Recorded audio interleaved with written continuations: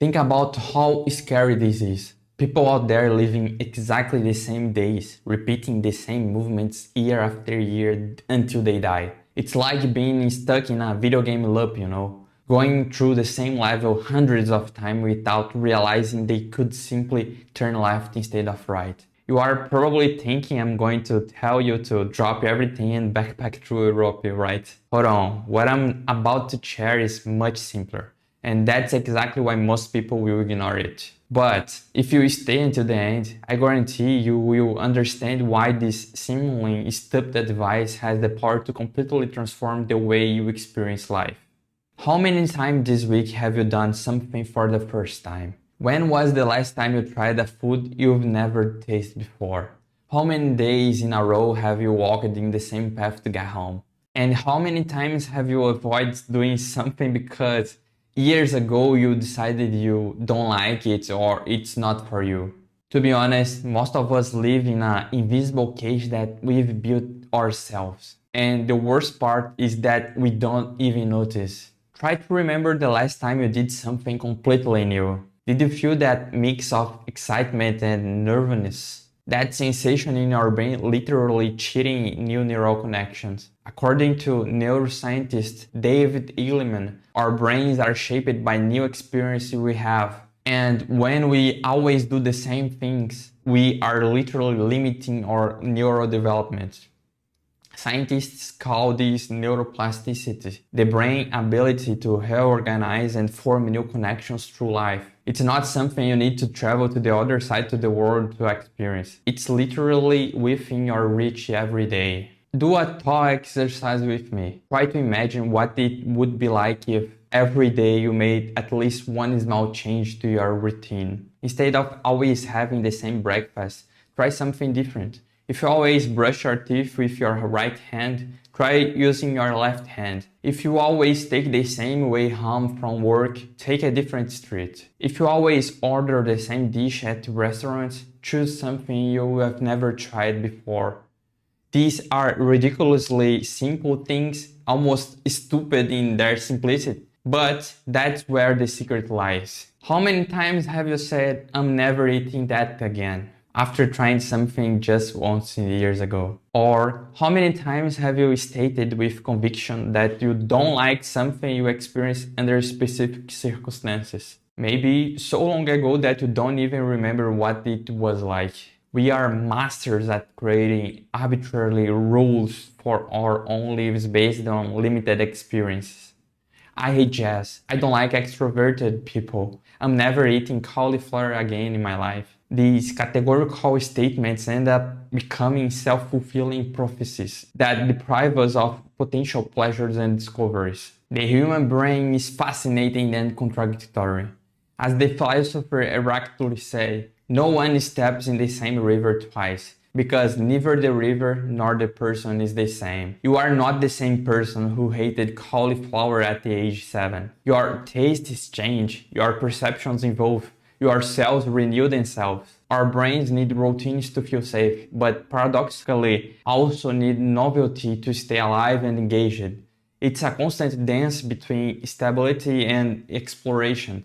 In the Bible, when God created the world, He made sure to declare that each day brought something new and that it was good. In Jewish tradition, there is the concept of Chiddush, renew the search for freshness in everyday experience. It's not coincidence that the most satisfied people in life are those who can see the extraordinary in the ordinary, who transform the mundane into the sacred through attention and novelty. But let's get to what really matters. What happens when you don't adopt this habit of variation? Well, your brain literally begins to automate your life. It's like driving to work and suddenly realizing you arrived without remembering the journey. Your autopilot took control. Over time, your days begin to blend together. Weeks become months, months become years, and suddenly you find yourself wondering, where did my life go? The consequences go beyond the sensation of accelerated time. Studies show that people who live in a constant state of autopilot are more likely to develop anxiety, depression, and even early cognitive impairment. Your brain without new stimuli begins to atrophy, just like a muscle that never exercised. Constant monotony also makes us less resilient, less creative, and less capable of dealing with inevitable changes when they occur. This might sound brutal at first, but the truth is that many people are slowly dying inside while remaining alive outside,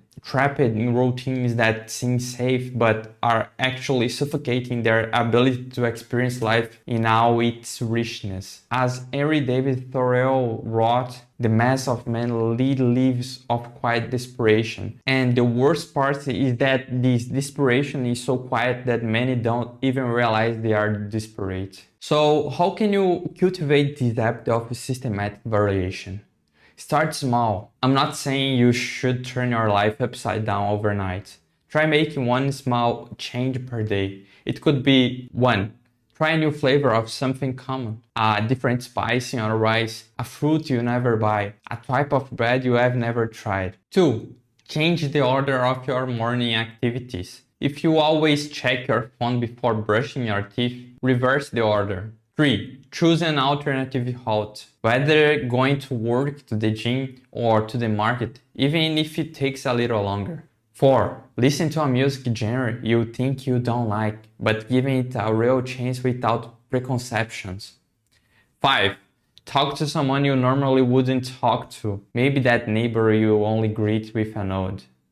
6. Sit in a different place, on the bus, in the meeting room, at your dining table at home. And 7, but not the less important, wear clothes or combinations you normally wouldn't wear. Breaking visual patterns is powerful. The secret is to treat this like a muscle that needs to be exercised daily. At first, it will seem strange, maybe even uncomfortable, but over time you will develop what I call the curiosity reflex, that natural desire to try new things, to question your own certainties, to revisit your opinions you formed years ago. This doesn't mean you have to like everything you try. The goal isn't to transform you into someone without preferences or tastes. The goal is to ensure that your preferences are truly yours, based on real updated experience, not on old memories or prejudices. Your brain's neuroplasticity is a powerful tool that most people underestimate. Each small variation in your routine creates new neural connections, new possibilities for perception, new ways of interpreting the world around you. It's as if you are constantly updating your brain's software, preventing it to become obsolete, stuck in outdated patterns. The philosopher Soren Kierkegaard said that the door to happiness opens outward, meaning we need to step outside of ourselves or establish new patterns to find genuine joy. It doesn't have to be dramatic exit. Small steps outside our comfort zone are enough to begin the transformation. Think about this. At the end of your life, you won't remember the days when everything was exactly the same. You will remember that day when you took a different path and discovered an amazing cafe you would never noticed before. That time you tried that strange dish and ended up loving it. That moment when you did something differently and realized a new possibility that changed everything. If this idea resonated with you, I invite you to make a simple commitment. For the next 7 days, make at least one small change to your routine every day. It might seem like stupid, overly simply advice to make a difference, but I guarantee that your perception of life will begin to transform. Your brain will fill with new content, new sensations, new reflections, and gradually, day by day, you will discover that feeling we had in childhood. That the world is a fascinating place, full of unexplored possibilities. In the end, living a more interesting life doesn't require extraordinary resources or grand adventures. It only requires the courage to challenge your own habits, to question your certainties, and to open yourself to small daily novelties. Because a truly interesting life doesn't happen in the big moments, It happens in the sum of small moments when you choose to do something different.